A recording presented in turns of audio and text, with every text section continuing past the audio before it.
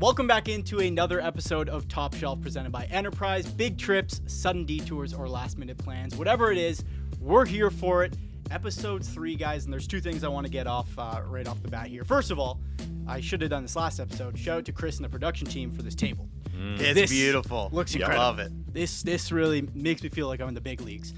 Second thing, we're recording this the day after the Blue Jays have gone to the World Series. Not a baseball podcast, but...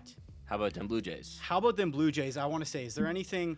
You have the Springer home run. You have they're down 3-2 in the series. They're down 2-0 in the series. They overcame a lot. Is there anything more impressive than the Jays winning a Game 7 with Vlad Guerrero walking into the game in an Austin Matthews jersey? Man, wearing the What's A, harder to A do? on the jersey. The too, A not is even the best part. captain. Yeah, So exactly. He got that jersey a couple years ago when he was This still guy's a a fan. believer, Oh, and yeah. then now he's kind of obviously Vladdy's mailed in the Jays, the Leafs a little bit, but He's been busy. Yeah, he's maybe That's Kurt unreal. Broken. I know, Yeah, right? Curse everyone's broken. like, hey, If there's a difference between the Jays and the Leafs, like Austin Matthews, 0-7 in Game 7s, Vlad Guerrero says, I'm going to put his jersey on and we're going to win. And he walks in and wins. So Absolutely electric. That's what I'm most impressed by. I was of so all worried that. as soon as I saw that photo. So I was did like, I. oh no, here we go. This is only going one of two ways. Went the right way for us. Very nice to see. Thank But, goodness for George Springer. Oh man. He's the man, dude. He's the man. And I had no confidence with him coming up because it felt like he'd been forcing it. He was hurt, and I was like, He looked like the most injured baseball player of all time before yeah. that happened. And that AB, like couple innings before, was so bad too. And I was just like, It was awesome. I had It was no awesome. faith. I have Seventh such little innings. faith as a sports fan that like whenever any of my team has a chance to do anything, like, oh, we're finished, we're cooked. Like Yeah. the second if we go down 1-0 to the Dodgers in the series, I'm gonna be we're cooked, chat. Like Some Calgary like, Flames stuff coming yeah. out. Yeah, there for I was sure, going to yeah. say, you've had all the reason. We're going to get into it in a second here, but especially this season, I think you have good reason to have no faith. It's an easy way to put it as a Flames fan here. But if you can't tell, today we're talking about Canadian teams and where they kind of rank amongst each other because we've had a huge resurgence of hockey in Canada, in the NHL, especially with how good these teams have been. And you might forget, it was 3 years ago I was looking. 3 years ago, 3 Canadian teams made the playoffs. The Leafs, the Oilers, and the Jets were the second wildcard team. And the other teams were, like the Flames and Canucks were kind of close. The Sens and Habs were way out of the picture. And you fast forward to last year, and they tied a record for the most Canadian teams in the playoffs with 5. The Sens get in, the Habs get in. And so, I think that most of the teams are competitive right now. And so, episode 3 of the season, we're going to power rank them, and we're going to put them into a tier list to see who stacks up where. And we've got 4 tiers here. We have Misery for McKenna. We have we don't really know what you are. Yeah. We have playoff locks, and we have cup contenders. This is a top shelf tier list presented by Enterprise. And we're going to start with Aidan, the Calgary Flames fan, and we're going to start with the Calgary Flames. I am excited to hear where you're going to put this Calgary Flames team. What do you have? Yeah, this team's stinky, guys. This team's real stinky. This Real is stinky. 12 months ago, everybody came into the year thinking like the Flames were going to take a real step back after picking 9th overall. And they got a lot of bounces last year. And they got a lot of really good goaltending from Dustin Wolf. And they got a lot of really good comebacks and get the games in overtime. And they finished with 96 points. They started the year, they scored 3 goals with a comeback win over the Oilers, 3 crazy bounces. And since then, 0-6, and they've scored 8 goals. Yeah. They can't score goals, the Calgary Flames, and they aren't going to win hockey games. Last night against the Jets was probably the best game, best 60 minutes they played all year, and they lost 2-1. They lost, 3-1 with the empty netter. But this team can't score, and you're just not going to get there. You're going to rely on Dustin Wolf to be a 65 game starter, basically, because Devin Cooley's not a backup you can really depend on. And if he's not playing elite levels, you're going to have a tough go of it here. And it's probably the best thing for this team's future is to be bad, is to get a Gavin McKenna or Stenberg or Verhoff, or there's a number of guys at the top of this draft. They do need a player like that in their system, especially up front. But it could be a long year and a pretty boring year if they're only scoring 1 goal a game. So I think a way to kind of crystallize everything you're talking about is that their top 2 centers are Nazem Kadri and Mikael Backlund. That'd be great in 2018, but it's 2025, and there's nothing wrong with those players individually. They still bring a lot to the table, but if that's sort of the backbone of your offense and the wingers aren't exactly something to write home about, next thing you know, goals are hard to come by. And I'll give the Flames credit in one respect where they were really competitive last year, night to night, and I feel like I'm still seeing that in terms of hard on pucks and blocking shots and caring. There's some teams that kind of mail it in when they're this bad, but the Flames have that going for them. That sort of like inner drive. I think the one weird thing for me was after that 96-point year where they don't get in on a tiebreaker, they go into the summer and they just handed out extensions to their guys left and right, basically. Like they gave Coronado an extension, Frost an extension, Wolf an extension, Pospisil, Zary, Hanley, Pahal, like all these guys. And then they give Michael Backlund, who's 37, been with the team since I was 8 years old, a 2-year extension.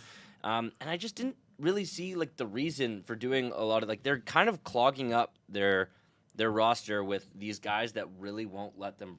Well, in theory, they're 1-6 right now. Be bad enough to actually be a bottom 3 team, but at the end of the day, like they might need to start shipping some of these guys out to make room for some of their youngsters. So in terms of your tier list, Levi, I think it's pretty fair to say that this team is in that misery for McKenna. They could have some parts of the season where you're like, oh, they won 3 straight. Maybe they are I don't really know what you are, a bushy middle team. But let's be honest right now, you're 1-6 and have 8 goals of those 6 losses. It's the worst team in hockey right now. I think the one kind of light at the end of the tunnel that you have for this team is last year we looked at them and they're like, oh, they're goaltending. They're too good to be bad like they should be. And it seems as though they figured out how to be bad this year, which is fine with Gavin McKenna coming out. Turns out not scoring goals, pretty good way to be bad. Mailing it in. Yeah. So, all right, Flames start our tier list off in the misery for McKenna tier. On to the next team from John here, the Ottawa Senators. Yeah, this team, it feels like they're the opposite of last year, and still early, all that kind of stuff. But last year they were second last in 5-on-5 goals scored. This year, they're like 18th or something. So it's like, okay, the offense is kind of rebounded. But then you look at the defense. Last year, 5-on-5 goals against. They were middle of the pack. This year, they're 30th, 31st, somewhere around there. The penalty kill, decent last year, horrendous this year. The goaltending last year, I think they were 8th in team save percentage, 32nd right now. So it's just very like disorienting what's going on with them because they have the same coach, roughly the same team. They didn't like add some game breakers that all of a sudden the offense is sort of their bread and butter. They're still going to win through structure, buy-in, and obviously like Stützle popping off every once in a while, and Sanderson and all that. And the Brady Tkachuk injury is not helping this situation, but yeah, they're a little perplexing, and I think some of it will just be smoothed out over time. But a team that made the playoffs off of basically being strong defensively is now a team that is starting to score a few more goals, but defensively have really fallen apart and just seems a little lost on that. And like if you watch a Travis Green press conference right now, like he's losing his mind, and it's only like 5 or 6 games in the season. So clearly this is weighing on the team as well. Yeah, you mentioned the part there about basically having the same roster, and that's the part that scares me a lot because there's the injury factor, of course, but they really didn't add anything this offseason. Like, they made an upgrade on the back end in terms of bringing in Jordan Spence, and then he was also terrible on one of those giveaways to lose one of those games or give up a goal late. So he's not really being trusted. And then it's like at forward, it's like what? They added Lars Eller as a fourth-line center. It's like when you're relying so much on either internal growth or just that steady progression as a team, that's putting a lot of pressure on the guys you already have there in addition to the pressure they already had. And so when you look at this start, the Tkachuk injury, some things, they got to right the ship pretty quickly here or else things can snowball out of control, especially in a very tight, tough division. I think the problem with flipping over the same roster, like almost to a T, is like they're getting older, and I know that their core is young with Tkachuk, Stützle, Sanderson, like awesome core to have. They're all in their primes, but like guys like Claude Giroux and Dave Perron and Lars Eller and stuff, like those guys, it's just another season in the books for them, and they're not going upwards. Like those guys, it's the part of the career where they're going down. So I don't really know. I didn't expect them to be good this year. I don't know if you guys did, but I don't know why somebody would. I thought that they had the star power up front, and I thought that Jake Sanderson had it within him to take a step. And guys, we're still like just shortly into the year. I don't think we need to preface everything with it's early. But everyone knows. My biggest like kind of like thing with them, one of the reasons that I think they're struggling is of just how bad the drafting's been outside of the guys they took in the top 5 over the past few years, and the fact that even this year they don't even have their first round pick. So if this year doesn't go well, like that pick was forfeited for the Dodonov fiasco. Yeah, thanks Pierre Dorian. Yeah. So I still think they have the firepower, but they're going to need Brady Tkachuk to come back as soon as possible. Or Shane Pinto keeps scoring 1,000 goals. Yeah, that's the thing is like the He's guy looked who's awesome. scoring right now is gonna stop scoring at a ridiculous rate. Like, What, he's like 33% or something yeah, like that like right now? like you know, he's on my fantasy team, so I'm happy about it. But like, there we go, John. but I There we like go. Shane Pinto's a really good player. But like, it's just things seem so like out of whack. Everything's sort of like the opposite of last year. So I put them in the I don't really know who you are tier because I actually expected some like consistency. They seem like a team that's not necessarily easy to bet on, but like the floor was pretty high. Yeah. And then now I'm going, well, was it? What should we readjust expectations? Yeah, I put them pretty firmly in the I don't know who you are. I think that's fair. I should say too. Like I said, I don't know why anyone expected them to be good. They'll be good this year. I don't know why anyone would expect. Look at this guy hedging already. Well, I feel bad for the Sens I don't know what fans. that take. Like. I feel bad for the Sens fans comments. listening. Yeah, I don't know why anyone expected them to be better. Is the better way. Yeah, I mean that's Yeah. fair. That's I fair. think that's a. I had a them fine very thing to similar. say. I thought they would be like a second wild card kind of team. Yeah. Exactly. All right, 2 teams down. On to the third, a very contentious one right now because they're not playing awesome, but they do this every single year. Kyle, the Edmonton Oilers. Yeah, you mentioned it. They do this every year. We've seen this story before where, especially the last 2 years, the Edmonton Oilers just kind of don't really show up in October. Yeah. Obviously, 2 years ago was the big one where they were like 2-9-1, head coach gets fired, big changes there. But even last year, in that first full year under Chris Knobloch, they started the season 2-4-1. Very similar start to this season as well. Now, last year there were some better underlying numbers. This year they have some more injuries. So I think I look at the entire factor here, and McDavid without a goal, that's not going to last for much longer. So I look at the entire picture here for the Oilers, and it's like, am I concerned about the Edmonton Oilers right now because of a slow start? No, because they've shown the past 2 years that they kind of just do this, and then they figure it out over the course of the season. As they get healthier with Jake Wallman and Zach Hyman and those kind of big players coming back into the lineup, I'm sure some of the underlying numbers will get a little bit better there as well. Connor McDavid will score more than 0 goals, and things will be good again in Edmonton. So I have no concerns here. They're still firmly a Stanley Cup contender for me. Yeah, and I would agree with you. I think the only real question is who's their goalie on January. But that's 1st and been the February case for 1st. the last 2 years as well. And it doesn't really matter because regardless, even with awful goaltending, they can get to Game 6 or even Game 7 of a Stanley Cup final. So, yeah, I would agree with you 100%. Yeah, and like they've had a historically good power play in the past, and there's no reason to expect that it won't be a top 5 power play. You mean the across power the play season. wasn't just because of Glenn Gulletson? It had nothing to do with McDavid and Draisaitl? And yeah, no, I would agree. Yeah, is he walking around the Stars dressing room going, "Yeah, I'm the guy who turned that Yeah, it power play wasn't around. McDavid. That's all me, baby." That's why you only got 12.5 without Gulletson. Dave-O can't score. Yeah, that's the narrative no one's talking Yeah, about. exactly. No, yeah, this is a cup contender every day of the week. I agree. The goaltending will be a giant question mark. Is this the year that they finally actually bring in a guy? Like we've been talking about this for 2 years on this show, but a lot longer than that before the show even came to fruition. Like if they get a reasonable goalie, are they the 1-1 of cup contenders? Are we happy to say that? I mean, for me, they would have to get a not just reasonable goalie because I think Skinner, Pickard, Ingram can all be reasonable goalies. I don't even think. But like if they went out and traded for a Ilya Sorokin or a UC Saros, like if those teams are struggling and that's what the trend they're going down, like then okay, yeah, then that's a little bit of a different story. I think you're talking about them as 1-1. But even without them, like without the Panthers being the Panthers, they might. That's my who's thought. next? Yeah. Who's Yeah, next that's up? the Like thing. it might just be the Oilers, right? Is it Like, Carolina? Is it Vegas?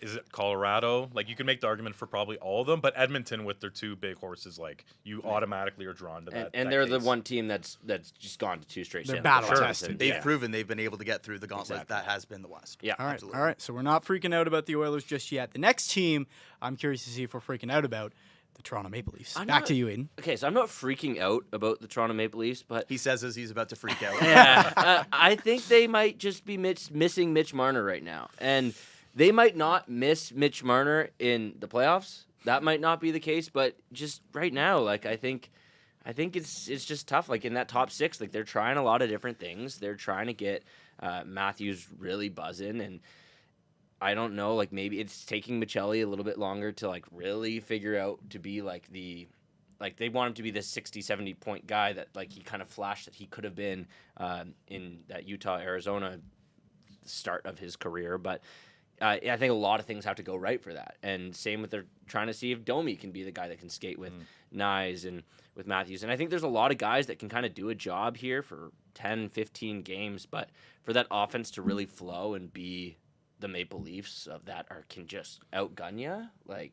That's the problem is I think they've been built. They've kind of gone from like this freewheeling team of, say, 5-6 years ago all the way to the other side where they're like a low-event team. They're very like Berube, tree-living built, which makes sense. They've had some time to build and to teach. I can't talk right now.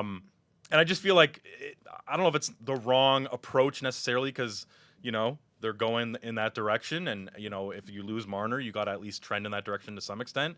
But I wonder if they went too extreme on like the back end being too big, not mobile enough, the forward group a little too, let's say, gritty, not enough skill, and is it putting too much on the plates of Matthews and Nylander to carry the offense? And they have to carry it to some extent, but it's like they're just not that dynamic past those two guys anymore. Yeah, and that's why for this tier list I have them in the I don't know what you are category, and that's not because I think they're going to miss the playoffs per se, but it's just like I actually don't know what the Maple Leafs are because on one side they could really struggle in the regular season and get in as a 8-7 seed or even miss by 2 points because the Atlantic's so good. Yeah. But then they could do that, and I could see them because of the way they're built being a really good playoff hockey team. Yeah, Tree Living's built this team the same way he built the Flames teams with Darryl Sutter, where he had just massive defense and like the guys in the third and fourth line that can just grind you down and stuff, and they're just going to rely on their top six and their top guys and their power play to do the heavy lifting offensively. I do think, like we talked about it the last time we were here, and there was quite a lot of feedback on the socials about that mock trade that we put together, but if they truly believe like this is the year or the next 2 years is the time to do it, like I do think that there's still one trade away for a Philip Forsberg or for whoever else you want to slot in there, a high-end top six player.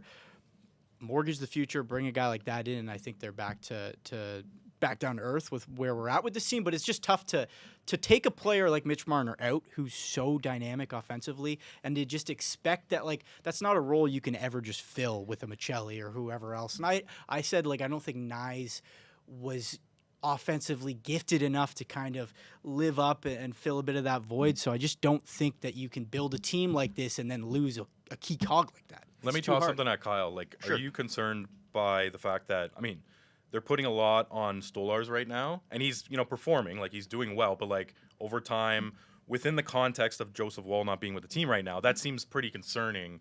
Like you should be sort of supporting Stolarz, and I'm not talking about sort of like him getting hit and everything, more just like defensively and with production, with goals. Like it feels like they're putting a lot on Stolarz right now, and which is tough when you don't have Woll coming in every other game and sort of sharing the load. Yeah, it's a lot on his plate right now because of the Woll stuff, and that's something that you can't really plan for as well. Yeah. So it's hard to speculate about what that's going to look like as the season goes along, but you do mention everything that happened with Stolarz this past weekend against the Kraken, and it's like you mentioned that this is like a gritty team that's built big and everything like that.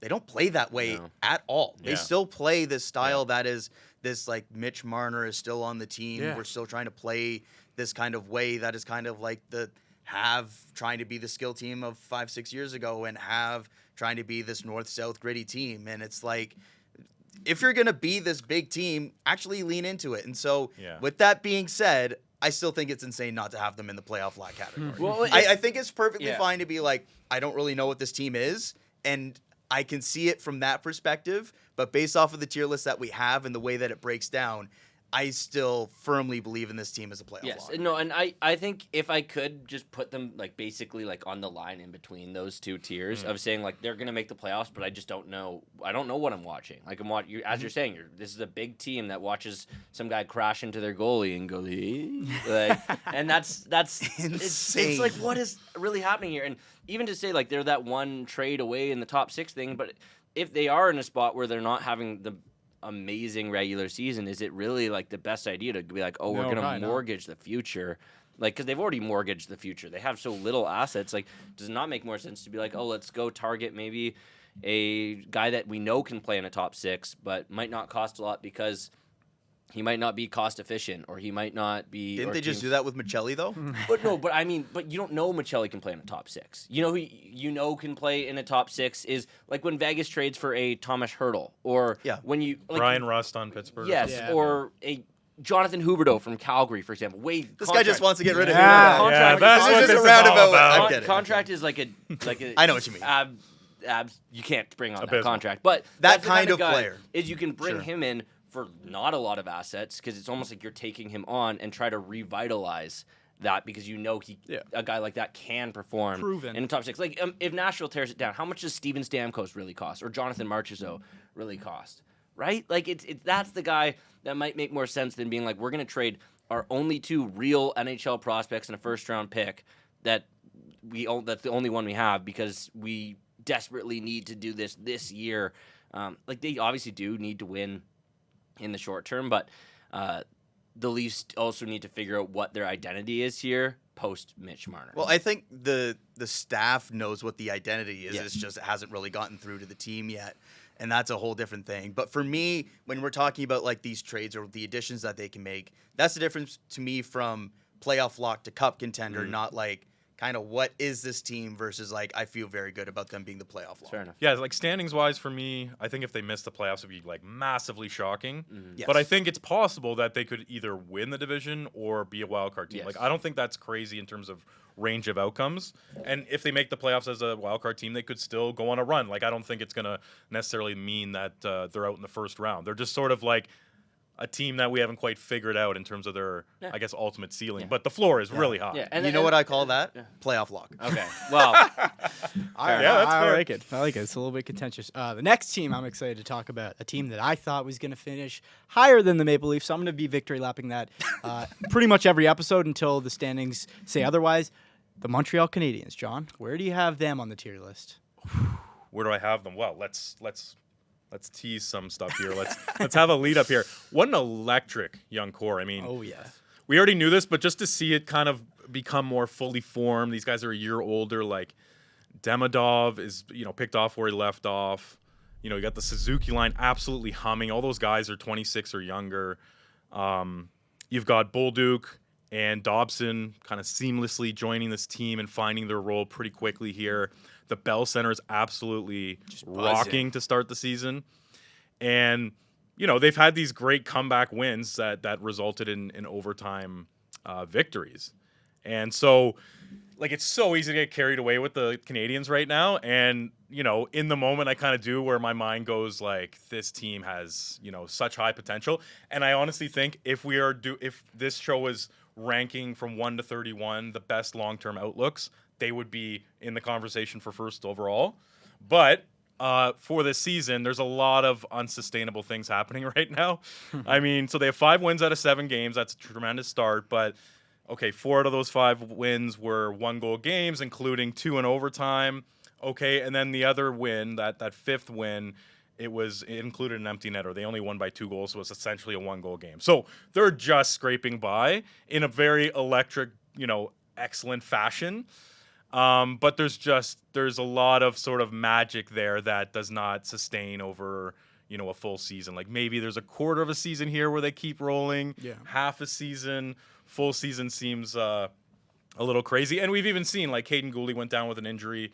That's bad. The first bad bit of news that they've had this season. So they are a playoff lock to me, but anyone talking about them being a cup contender just because they're off to this kind of start, I think is a little kooky and has their heads in the clouds. I love this team so much. And it pains me a little bit to say that as a Toronto sports fan, but they're so much fun to watch just because they're never out of it. And those electric finishes to games and Cole Caulfield, that Lane Hudson block on the empty net, pass up to the tying goal, and then the winning goal with 2 seconds left in overtime. That is everything you love about hockey and fun young cores. And I agree that I would have them in this playoff lock category, definitely getting ahead of it for any kind of cup consideration. But there are legitimate worrying signs about some of the close games or dramatic comebacks that those are only sustainable for so long.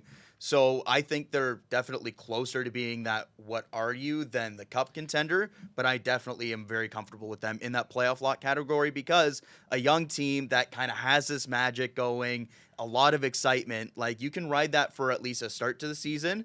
And even if you have some dips in the middle of the season, you have a good start to lean on and get through those kind of middle parts of the season. They're definitely in their 17, 18, 19 Leafs. I was going to say it, but I didn't want to say it. What's going to be really interesting to see is that, like, obviously the one glaring, like, hole, if you were to say, is, like, who is, like, the long-term guy behind Nick Suzuki. I don't think they really know who that 2C is, but... Sidney Crosby at the deadline? Yeah, No, there's lots of maybe, talk I about, don't like, know. bringing in, like, an older guy, like, but, like, is the right move the Leafs route of bringing in the John Tavares kind of the High-end. 30 and investing your money. Obviously, hopefully the flat cap is never a thing again that kind of cripples a team after you do something like Habs that. already have their core locked in at a Yeah. very They do. fair number, They too. do, but then they've got all these other unbelievable pieces in the pipeline that haven't even like dipped their toe in the NHL. insane. That who knows what they'll be. I'm a costing big one day. Alex Jurovsky guy. Yeah? I like Michael he's Hayes. fun. He's good. Yep, that's another one. Yeah. They can just the Habs can do no wrong right now, and Yes. honestly, Feels like, that way. for the first time, I hated when their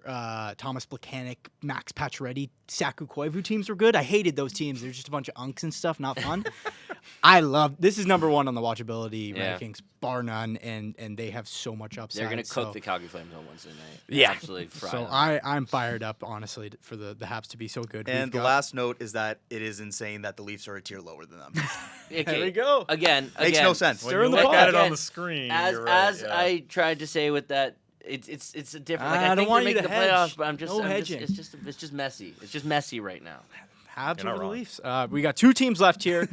Kyle, you've got the Vancouver Canucks. Oh boy, the Vancouver Canucks. For me, it all centers around one player, and it kind of has for the past year, and that's Elias Pettersson. And it feels like the Pettersson problem is legit right now, based off the way he started the season. And it's like you have all the drama of last season, you put that behind in the offseason. He talks a lot about just kind of the fitness almost coming into the season, the different preparation, adding more muscle to his frame, trying to be the stronger player to ideally get to more dangerous areas and be that kind of player that he was 2-3 years ago, scoring 30-plus goals, 100-point seasons, and he just still looks nothing like that player. Like, I look at some of the underlying numbers, and sure, he has some assists and whatnot, but in terms of the actual chance generations, specifically at 5-on-5, he has the same amount of individual scoring chances for as Max Sasson, who's played like half the amount of games in a fourth Nice. line role. And I like Max Sasson. He's a fun player as a bottom six center.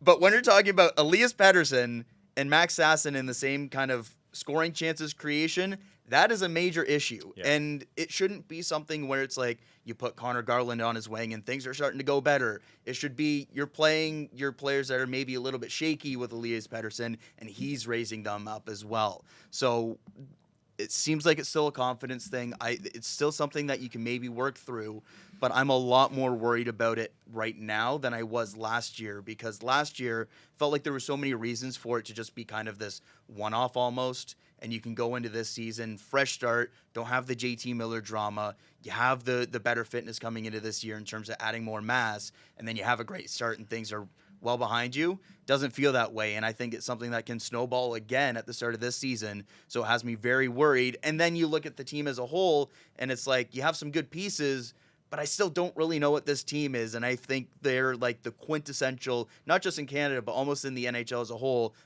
I don't really know what this team is.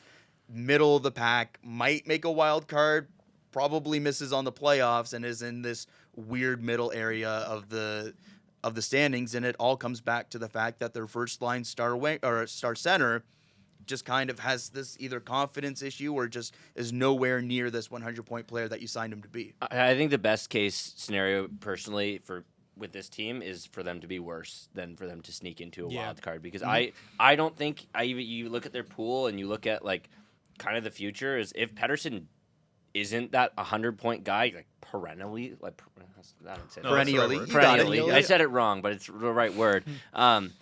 And Quinn Hughes doesn't stick around. Like, this team doesn't have much in terms of like true star power. Like, I like Lekarmaki. I like some of these guys, but like I don't know, man. I look Ketel's at not this. moving the needle for you? I think he just got. He's a good player. He just but got man, smoked by Tom Wilson. Yeah. He's now week to week, isn't he, or something like that? I don't know. Oh, he might be out for a while. Yeah, and I don't know. I look at this team and I'm just like, they've got they're going down a very dangerous path here of fighting for like the 8 seed, the 7 seed, and they are a really up and down franchise that like could just randomly go on a run and win the Pacific Division because they just literally just did that. because they do those things. But like I don't like at the same time like they need to really build around like a true like probably new core, especially if they know Quinn is going to leave. The part that scares me about the probably better for them to miss than make is the Quinn Hughes of it all, because it's like grand scheme of things, it's probably better for them to miss by a few points, kind of have that realization of, okay, we're not getting back in. We need to change some stuff up about what this roster construction looks like. But then it's also like we just missed the playoffs 2 years in a row, and Quinn Hughes is a year out from free agency. He's gone. Like, Yeah, he's gone if they're not a playoff team. it probably feels that way. So, like, John, like for you, like, what is like the best route for this team like this season? Like, it's tough because they are this middle, like, I don't know what you are. And it's like you make the playoffs, you might be able to keep Quinn Hughes. You miss, it's probably better for you longer term. But then it's also worse for you if it means that Quinn Hughes is going to leave. Like, where are you at on this? Well, I think we have to consider the fact that Vancouver has an ownership group that loves to make the playoffs. Like, they are not a team that tanks. So clearly they're going to keep pushing. And you've got Jim Rutherford and Patrick Allvin that have shown no signs of, oh, we'll maybe rebuild if this doesn't go well. Like, they keep trying to turn things over and hope for the best. But a couple of other things on the side, like, you know, you could take the optimistic view of like Thatcher Demko and Kevin Lankinen, arguably top 5 tandem in the league. Can they drag them to the playoffs? Maybe. Demko absolutely is a goaltender. And Quinn Hughes, obviously, you know, it almost goes without saying that he's a top 2 defenseman. So like they have some sort of like guys who can really take over games. And then on the Pettersson front, my last note, like the sample size is getting big here. It is. Like he went basically since he signed that monster deal to now, which I think as of I want to say January, maybe March, it'll be 2 full years. It's been like night and day. His like it was like the Pettersson before the contract, the Pettersson after, and it's getting like if you get to 2 years, I mean he is what he is at that point, right? Yeah. It's a longer sample of him being this player than the 100-point player. Yeah, it's getting there, or maybe it already is. So like, there's just a lot of concerns with that roster, and it's all like a little depressing is the wrong word, but like it's all a little like. Is it? It kind of feels that way. It's getting that way. If you're a Canucks fan, like within the context of like, okay, at one point they had Demko, Miller, Pettersson, Hughes, and Besser. Like at 1.5, really Horvat, like ascendant Horvat players. was there, and then they brought in Lindholm and Zadorov, and they have that whole core that like took the Oilers to 7 games. Yeah. And they were never like perfect. Like you're never like No. you could never break up this core, but it was like they always had that like top of the lineup that was keeping them, you know, in the conversation absolutely for the playoffs, but also like challenging for they the had division. a legit top 6. They don't have a legit top 6 anymore. I think they've got Hito's not a Pettersson's their one like true. Like, I think he in can theory, be if he's healthy, but Pettersson's like, better. oh yeah, like he's a first line forward, but he's not. He hasn't played that way since that contract, like you're saying. So who on the team is a first line? I guess Brock Besser is he? He's the third guy on the first line, in my opinion.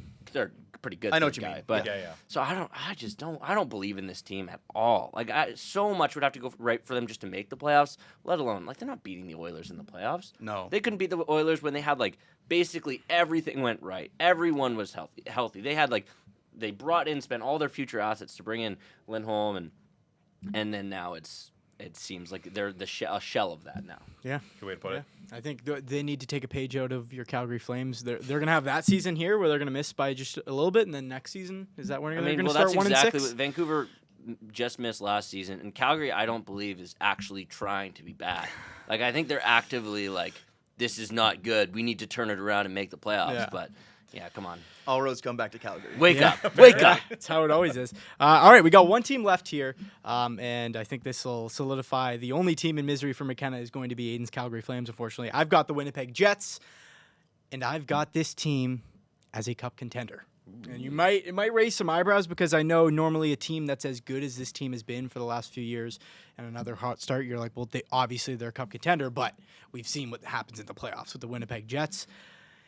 I think this is the year. I think this is the year to at least be an actual contender. Because I know we've said that a few times and they fizzle out in the first round. Like make the conference final, or I think that I would guarantee them into the second round, and I think that they make the conference final. That second round's the big one where it's like you got to beat someone in your own division, whether it's the Avs or the Stars. So I think they have as good a chance as ever to get past that hurdle. And the reason I think so is like we've seen teams do this before where you're really, really good. You win a President's Trophy. You know, they've got Connor Hellebuyck winning Vezinas and Hearts.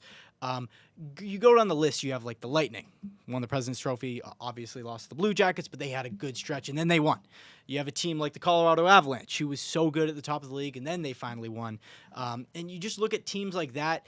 Even the Capitals way back when they were winning top of the league for a few seasons. It took them a while, but they finally got there. And my rationale is you can't be this good for as long as they have been without something finally showing up. I don't think you're just a perennial choker with the best goalie in the world, maybe the best first line right now in hockey.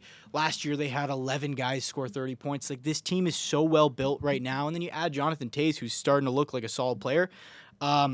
I think eventually it's going to come around, and we've seen it with teams before, and I think we're going to see it again with the Jets. I think they're Cup contenders. I think they have a chance to be at least a Final Four team, if not actually go to that game. The track record has gone on too long now. There's too much success over a long period of time for this team to not be right there. You think they're going to peak at the right time for once? I think so. I think so. I think it's hard to rationalize otherwise in my books. Even though you can say they're playoff chokers or they can't win the big ones, I just think eventually they will. And I think this is the year that they're going to do it. Do you have them over the Stars or the Avs in the division? Yeah, I do. I think they got to win the division. That's the difference for me. I don't have them in the Cup contender tier because I think they're the third best team in their own division, and it's hard to justify having a team in that elite inner circle type team if you're not even a home ice advantage in your own division. That's the big difference for me. The Central, like top of Central, is just such a slog. Like everyone who gets out of that is just so beat up. Like the Stars were so beat up in that conference final last year, and the Jets, I think one of the biggest things is they just can't have Connor Hellebuyck start 65 games this calendar year. They didn't need to last year. No, they still did. They didn't, and it's because he wants to do it. That's the whole thing. Is Hellebuyck wants to play, but if he goes to the Olympics too, and he's playing 2 weeks of intense hockey for U.S. and then comes right back, and it's just like it's not what you need. But that you are right though. That top line, Scheifele and Connor are on fire. They've connected It was like they connected on 60 goals for the last since the start of last year, which is I think the most in the league between the two players.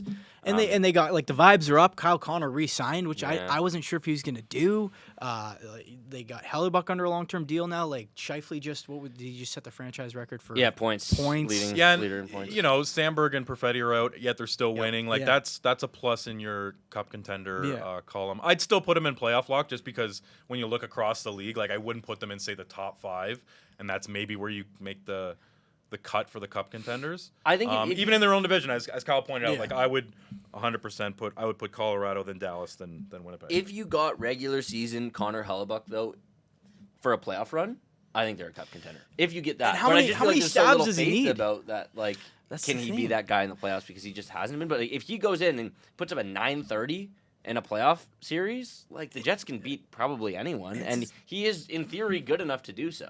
The consistency is the thing, and I just feel like you can't keep having such good regular seasons without it delivering in the playoffs, and especially with Connor Hellebuyck. I don't think. Have you met the Leafs before? I was going to say counterpoint. Think about Vladdy Guerrero, man. His first couple tastes of the playoffs, he does nothing, and then he's got 6 bombs. So far in the playoffs, he's cooking, man. He's got the most. Not Vladdy a baseball is podcast, Connor Hellebuyck. That's my whole rationale. I'll say it for the 5th time here. I was not expecting that on I wasn't either. That was awesome. I wasn't either. But I think it's the Jets here. I truly think it's the Jets here. I appreciate the. You think they're cupping? You think the Jets are cupping? I think they're thinking. They're thinking. Well, I think he won't commit. Every team in the league besides Chicago and San Jose. I think. Hey, Chicago's fun. Yeah, but they don't think they're cupping. Everyone else thinks they might. Final four is Cup contender in my books. That's where I firmly have the Winnipeg Jets so far this season. I feel good about it, but I feel good about all of our tier listing here. I think we had some contentious points, which I'm happy about. Like I said, Hockey in Canada right now, and the NHL teams there, really exciting for the first time. Last year was great, but it took us a while to get here with some teams being bad for a long time. So I'm excited to see how the rest of the season plays out. That's all the time we've got for today's episode. We'll be back next Tuesday, as always, with some more pot-stirring conversations, I'm sure. But for the guys here, for everybody in the room, this has been Top Shelf presented by Enterprise. We'll see you next week.